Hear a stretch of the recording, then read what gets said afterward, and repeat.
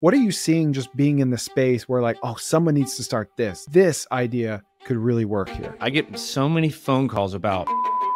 How would you launch it? I would contact those caterers, also contact the festivals, but ask the caterers who's supplying your stuff and would you be up for using a different person? Finding a business in a niche, no matter how hard it is, can be very rewarding if you're just patient and put the time in. It's created a great salary for me and helped me fill up some retirement accounts. And at the end of the year, it spits out some really nice bonuses.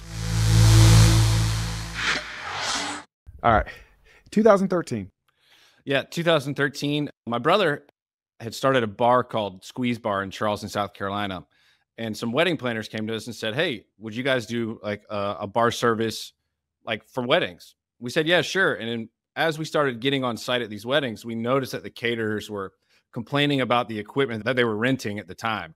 My brother actually had the idea. He's like, well, what if we bought new stuff? Would you guys rent that from us?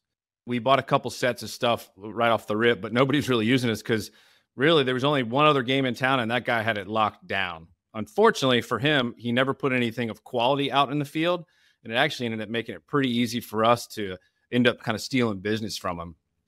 What were the first pieces of equipment you bought and started trying to rent out? I believe that first order was 2 convection ovens, and at the time, and I bought South Bins. They're made just outside Raleigh, North Carolina. They were like $2,800. Wow. Each? Each, correct.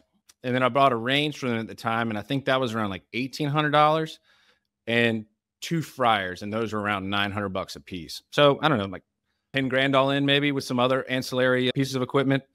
So we were very small. I mean, it was super small. I mean, 1 oven and we were booked up, you know? Yeah. We carry 15 ovens now, 9 ranges, 20 fryers. All right. Let me make sure I got this origin story correct. Your brother had a bar, and then someone asked if he could bring his bar to a wedding to cater it. Yep. He did, started talking to the other caterers. They were having a bad experience with the one guy in town that was renting them commercial kitchen equipment. So you and your brother thought, let's compete. Let's buy our own stuff. And you bought your own stuff. And it was kind of slow going at first. Yeah.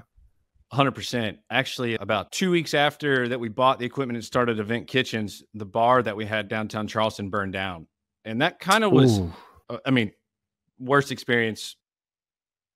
That's a bad experience for sure. If anybody's been through it, it's awful. But they also say like the phoenix rises from the ashes.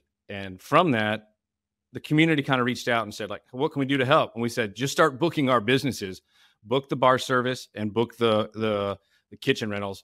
And one of the top caterers in town, who is my #1 client from year 1 until year 12 right now, they're still my #1 client. They started booking us, and it just kind of bailed me out. And essentially because they bailed me out, I did anything and everything they wanted. And we have a very, very good symbiotic relationship. Wow. Okay. So that was the big turnaround. The bar burnt down and people felt bad for you. Well, I guess you could say that. No, I don't say that to be critical. What an amazing story. If so. Oh, I mean, I owe this business to a guy named Chad Rhodes at Crew Catering, because he reached his hand out and said, I'll give you everything I got that I don't already have booked up. And it's pretty incredible when somebody is willing to do that and take a chance on you. Because I didn't have a reputation in the event world. Yeah. So many lessons coming to mind already. Number 1 is I love that your story is you struggled at first, because a lot of times I talk to people and they're like, wow, we just found product market fit, right place, right time, and we just crushed it. But that's not representative of how business normally goes. So you're telling me you spent 10 grand up front, which is a lot of money for most people, and it just didn't go well until the worst thing ever happened. You thought you were sunk, your bar burns down, and that ended up being like you accidentally burnt the boats. You had no plan B at that point. It had to work, but it did work because of the fact that your bar burned down and people felt bad. So they started giving you jobs, and then you lived up to the faith that people were putting in you. And then you started getting jobs just because you were good and you knew what you were doing and you had more of a footprint, right? Sure. 100%. I mean, I guess when the opportunity arose, I took advantage of it and just executed properly. The guy who was my competitor in town, I mean, he had a stronghold. He was a retail shop that sold commercial kitchen equipment. And then he also started a rental side. And I mean, he dominated the market. And I guess the second kind of pivotal thing for this business was they stopped that business cold turkey. They were a very good retail shop and an okay rental shop, but they did really well because there was nobody else in town competing with them. They're a 9 to 5, Monday through Friday business. And our event world runs on the weekends. So he was having to pay all these guys double time and overtime to get them to go pick up equipment, drop equipment, do maintenance calls. And when I just got a phone call like the first week of January, maybe 6 years ago. And somebody said, I need an oven like tonight. And I'm like, what's going on? And they said, well, the other company's not doing rentals anymore. I'm like, what do you mean? He's like, they just called me and said, we're not Best fulfilling call the you order. ever got. Oh, it was 100%. I actually doubled my inventory overnight. I was wow. like, it's about to hit. And it did. I mean, I actually had to call them a couple months later and just tell them like, I went and bought equipment, but I can't fulfill all these orders that you guys just are not going to do. Like I'm picking up a lot of them, but you guys are going to have to like step up to the plate for one or two of these weddings because you can't not do it. Like, yeah. And they did, rightfully so. They kind of came back into the game for a weekend or two when I couldn't cover their stuff. And then they just bowed out. He actually just sold that business and sold the real estate and did all right. So he's okay. He's doing fine. So let's talk timeline. So they went out of business, so to speak. They went out of that line of business 6 years ago. How long ago did you start? Like how long were you competing with them before they shut down? We're in year 12. So it was about halfway through. So about 6 years in. And I got to be honest with you, like I did not give this business the attention that it probably deserved in the beginning. Mm-hmm. I was bartending with my brother. That was majority of my income. I was kind of doing this with one oven and a couple fryers on the weekends.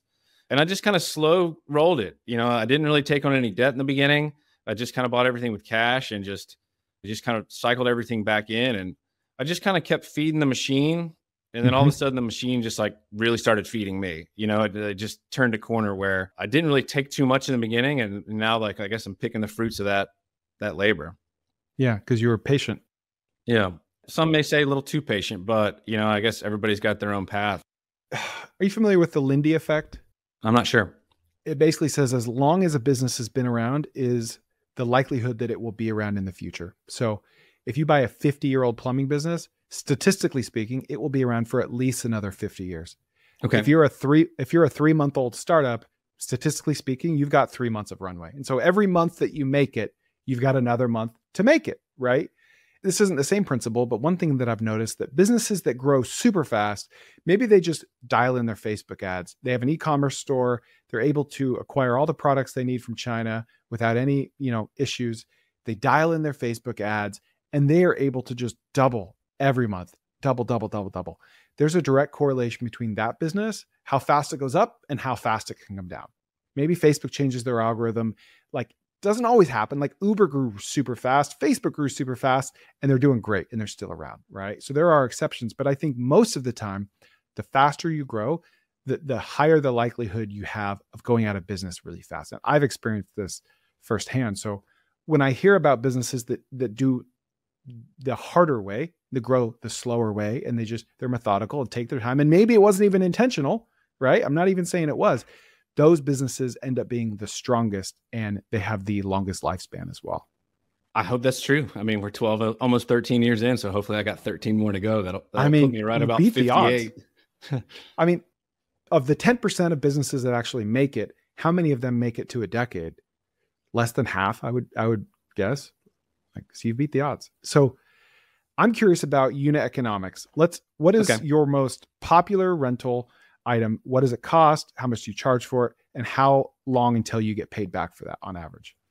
Okay. So I kind of pulled some data here for you. So our most rented item is a convection oven. We did about $140,000 last year and that's about 41% of our sales. Roughly about $450 total per rental. So that also includes the delivery. So it's like $375 plus delivery or $425 plus delivery. Slightly different pricing there because some caterers bring their own propane and I account for that in a slight discount. Delivery and pickup, correct? Correct. Yeah. So we do $75, 0 to 15 miles, 100 for 15 to 20 and 125 for 20 to 25. As I was saying, $75, $100 and $125 for like the circle away from our warehouse. If you're further than that, we basically charge $5 a mile. Okay. And then what does that convection oven cost you? So currently retail, those are going for about, I don't know, $5,000 that you can buy those off like a drop ship site. Again, these are made in just outside Raleigh, North Carolina. The ranges are probably like 28 or $3,000 right now, but I've started to get a little bit more savvy and follow like Facebook Marketplace and some restaurant auctions and stuff like that, because Mm-hmm. you can snipe one for pretty cheap. Like I bought one maybe 6 months ago from a Chinese restaurant. The guy bought it because he wanted to do baked wings, but baked wings take way longer than fried wings. And Mm-hmm. his ticket times were going way too long. So he's like, I just don't need the oven anymore. So he sold a $5,000 oven for $1,000. And I Wow. mean, an hour's worth of cleaning, and it looks shiny and brand new. And it takes me 2 rentals to make my money back. I mean, I can do that on a Friday night and a Saturday night. Right. One weekend. Jeez. One weekend. And I could leave it at the same venue. I could rent it to Caterer A at the museum, and then the next night Caterer B uses it and it's paid off. Oh man. So is it 5,000 new for the oven and the range, or just the oven? Just the oven, just like a 36-inch convection oven. Okay. So on average, call it $400 to rent it out. You pay these things off in 10 to 12 rentals. Correct. Yeah. And that's buying brand new retail. Okay. Yeah. Yeah. How long does it take to rent it out 10 to 12 times? I know it depends on, the maturity of your business at any given time, but roughly speaking. So we kind of broken down into seasons, a spring season and a fall season. It would probably take 2 seasons to get it paid off, because if you consider it the last oven that I bought, like the 15th oven, right? There's only like, a couple weekends each season where I'm completely booked out. Yeah. I don't ever completely book myself out, because I always like to have 1 or 2 in my pocket for Yep. maintenance calls. I mean, we test fire every single piece of equipment on site when we drop it, but you'd be surprised what happens between 10 a.m. and 3 p.m. by the time those chefs come up. We get phone calls left and right, and we're like, well, we know it works. Just be patient with us and we'll walk you through it, or we'll just replace it. And sometimes we just have to replace it. So a few months to get your money back. Is that accurate? I'd say that's accurate. Yeah. Okay. Yeah. What a good business. Like, that just seems like a really good business. I'm comparing it to like a bounce house rental business, where your rental price will be about the same. Your bounce house is going to cost about half as much, but you've got to clean that thing. I'm sure you clean it. We'll talk about that in a minute, but you have to clean it every time. They're like, they just don't fold well. They're not like nice and square like yours are. You've got to set it up. Sometimes you have to pay someone to babysit it. You got to deflate it. You got to, like, to me, this seems a lot more binary. You put the thing on the truck, you drop it off, you pick it up. Am I oversimplifying it? You're not at all. I almost consider myself in like the moving business. I just move ovens from location to location and, clean them in between, so that, Caterer A has a clean oven, and so does Caterer B the next day. And I talked about leaving it overnight at a museum, but we actually, our services, we will show back up the morning of to make sure that it's clean for the next caterer, because I believe that Caterer B should have the same experience as Caterer A. I shouldn't just be trying to get by with hoping they're okay with it. No, like, they deserve the top service that the first guy got too. Yeah. So you might save $75, but you kind of make up for that by needing to clean it in between uses. Maybe. How often do you have to clean them on average? Unless something goes crazy.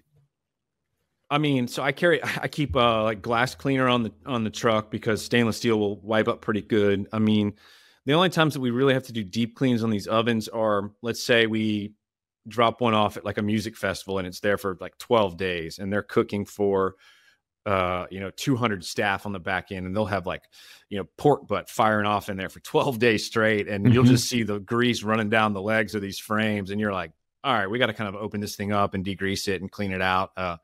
Some stuff you just can't get to from the way that the machines are built. But I would say the ovens are probably the easiest to keep clean. The insides still get a little sticky, just like your oven at home does. You just clean it up. The outside, it's just a solid stainless steel box. I mean, it's nothing fancy in a glass door. So those are easy to clean off. I'd say the ranges and the fryers are much, much more difficult. They're just open, like you're cooking on top or you're cooking in the fryer. And those fryers, man, I can tell by the smell of a 5-day-old fryer what was cooked in it. It is. Yeah. It's powerful. How much would you charge for like a 12-day rental to a festival, for example? So I realize that I can't hit you nightly for that, because you could just buy a brand new oven for that price. So we usually kind of do like a 2.5x our nightly fee. 12 days may be on the way longer side. Honestly, I just try to make it fair and not ping them for, there's no way they would book us if they had to do that, and I realize that. Some people say, well, why don't they just buy their own stuff? Well, they do have their own stuff. We're supplementing maybe the other half of the kitchen that they need. They may be bringing the festival that I'm talking about, like where they're cooking Boston butts and stuff. They have 2 food trucks that they bring already. And we're bringing 4 more ovens, 4 more fryers, and 4 more hot boxes to supplement just the firepower that they need. And they use it the whole time.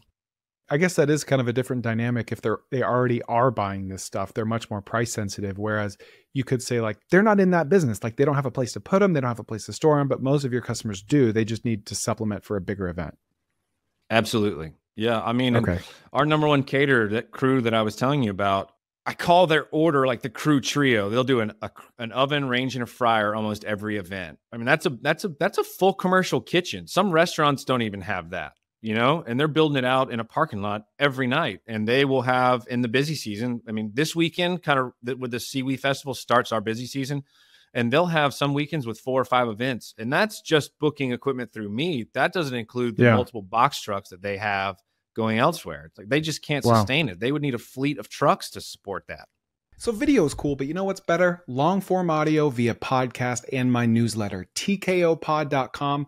Go there to subscribe for free to my newsletter. It's 1 email a week, very tactical. And then go to my audio podcast, 3 episodes a week, stuff like this. You're going to love it. All free, no sleazy sales pitch, tkopod.com. Do the other items have better or worse unit economics than the convection oven? And what's next popular? Is it the fryer, the range? It's the fryers. The fryers were doing about just under 40 grand. And then the ranges were doing about 27 grand. Those numbers are probably higher for the fryers because I'm seeing a bunch of like 8 fryer orders and they're just kind of quantified differently on my inventory list, but they're a good return. What's great about this equipment that I bought through South Bend is I still have the original ranges I bought year 1 and they look like brand new because we just take care of them. I would say those fryers, you can buy a good one for $900. Oh, wow. We charge $375 for delivery, so $375. So in 3 rentals, it's paid off. Wow. I don't really buy used fryers. I wouldn't touch a used fryer. Yeah, it's gross. It's disgusting. I've bought 1 used range and I was okay with it, but I'm pretty picky about it. I mean, but I can tell just from looking at photos whether or not how much use it's gotten. But ovens, I mean, you can buy good used ones for sure. Are you only serving Charleston or have you started branching out more? We have worked in North Carolina before. We've worked in Georgia a lot. Actually, I'm going to Georgia next weekend for an event in Savannah area. Savannah is about 2 hours away from us. We have maybe a potential order down near Jacksonville, but it's in Georgia as well. I'll go where it makes sense. I mean, I kind of have a dollar per hour that I kind of look at. And if your event out of town doesn't really hit that dollar per hour, I don't really want to do it. I'd much rather stay here in town. And, like this weekend with the Seaweed Festival, we have a bunch of events, but they're all downtown on the peninsula of Charleston. So my driving distance is very low.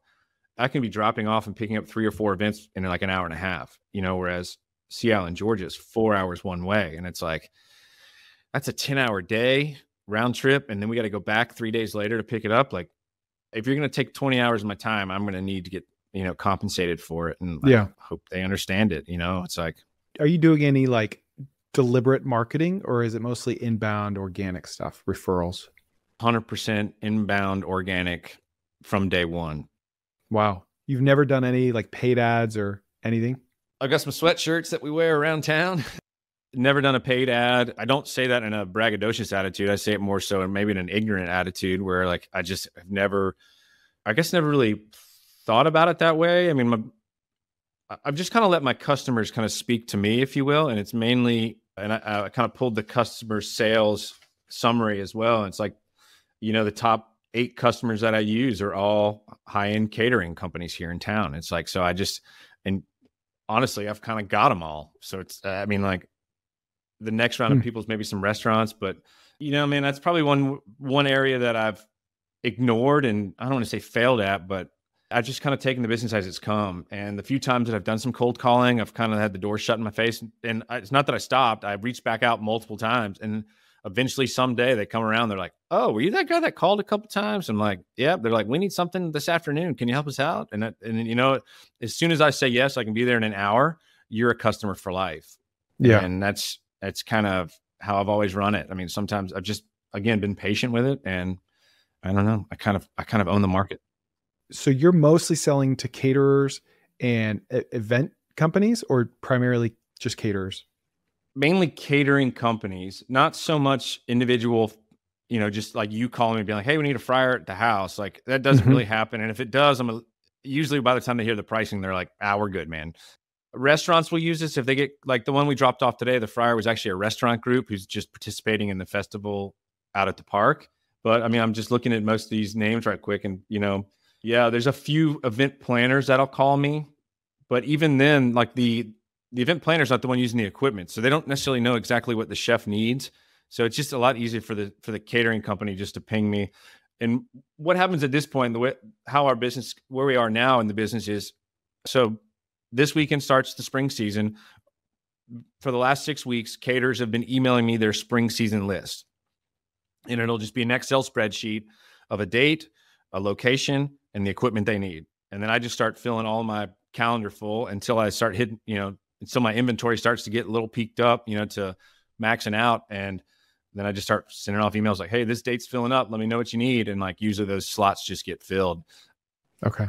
If someone put a gun to your head and said you had to double your business this year, you had to, like you've got a good budget to do so, but how would you do that? Or do you think you've kind of like capped out your local market unless you add different products or services? I don't know that the market's capped out. I am really curious, like where the rest of it is, because, like I said, I've kind of got. I'm the guy in town. There's a few other ovens that I know around town, but nobody's doing the volume that we're doing. I think if somebody was like, you need to double your business by the end of the year, what I haven't told you about is the maintenance side of our business. So over the last 12 years, it's not really a maintenance side to our business because I'm not making any money from it, but I've trained myself over the last 12 years, and I actually went to school last year for a week up in Rock Hill, South Carolina, a company called Cefesa, CFESA. They teach you how to work on commercial kitchen equipment. And what I've been doing is like my top 6 or 7 clients here, sometimes they'll call me and be like, hey, we need a fryer at the shop. Something's not right with ours. And I'll just go over there with a fryer to rent to them. But I was like, let me take a look at your fryer. And I look at it. And in 30 minutes, I've got their fryer working. And I won't, I'm not charging them for that. I mean, they're spending a ton of money with us in rentals. But now they don't have to spend the money to rent that fryer from me. And I know they're going to call me every single time going forward. But I say that to say, I think I'm well versed enough to go into the maintenance game that I could start building business pretty quickly, and then probably build, if I wanted to, bring in people underneath. But I don't know, man. When our season gets kicked up, it is a kicker, man.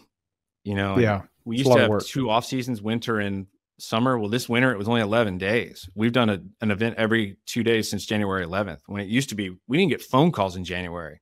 We're starting to pick up enough where it's nearly an event a day, and it's just. So if you wanted to, you could get into the maintenance business, but you just don't want to, right? You're busy enough, right? Yeah, I almost feel bad saying it because it makes me sound like I'm being lazy, but it's not. I mean, No, you're focused. Like, yeah, yeah. yeah. It's just interesting. I always love asking people what tangential ideas they see in their industry. And maybe that's my next question is, outside of maintenance, what are you seeing just being in the space where like, oh, someone needs to start this? Like, I don't want to do it. I'm too focused on this, but this idea could really work here. Maybe local, maybe an internet or app idea or whatever. I think for like a small side hustle, in warm weather climates, frozen drink machines. Now, I get so many phone calls about margarita machines during the summer. Mm-hmm. But, I look at my truck as real estate, and I just don't know that I'd be able to make enough money. I don't know if I'd make enough money putting that machine on my truck because my other equipment's just so much more expensive. But I think you could own a couple of them, and drop them off to the pool parties, that are happening. Just do a weekend rental, let them have a day so it'll freeze. And the next day is when they use it, and you pick it up the third day. I have a friend here in town. She's like, what should I do in the business? She works in the event world. She works for a caterer. I'm like, you need to start renting these drink machines. And every time I get a text message, I just forward it to her. I'm like, this is a sale you're missing every time.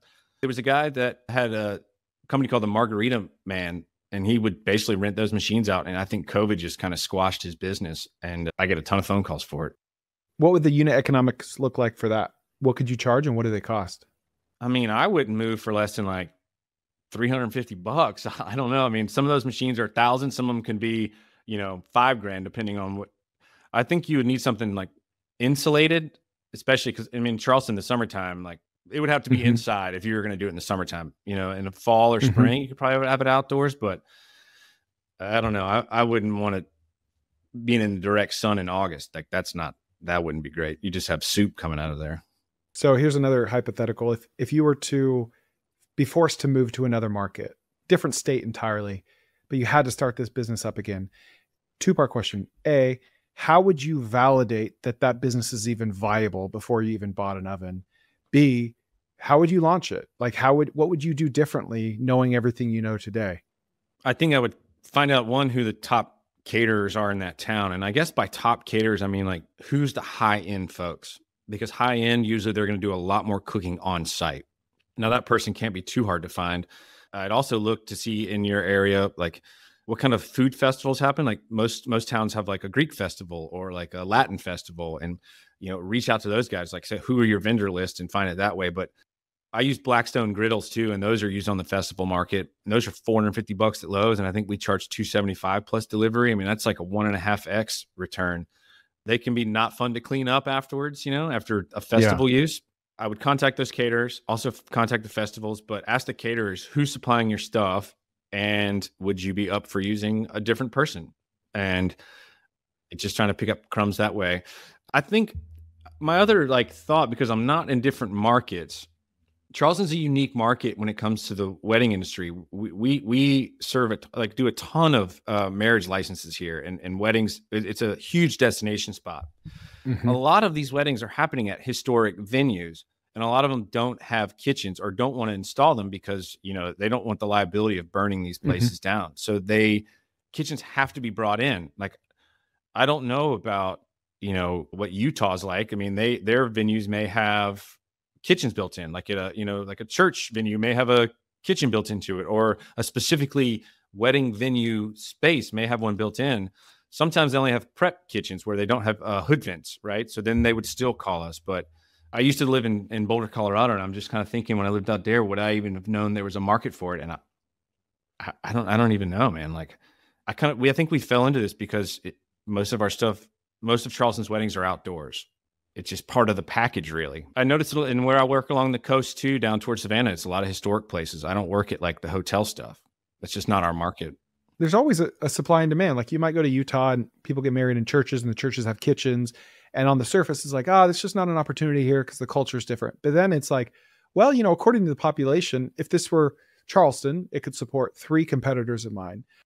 But there's only one guy here. So even if it's half as much of an opportunity, there's 75% less competition. So there's still space for 1 or 2 more guys, even though it's not as much of a culture needing kitchen rental stuff. You just never know until you start like picking up the phone, right? Yeah.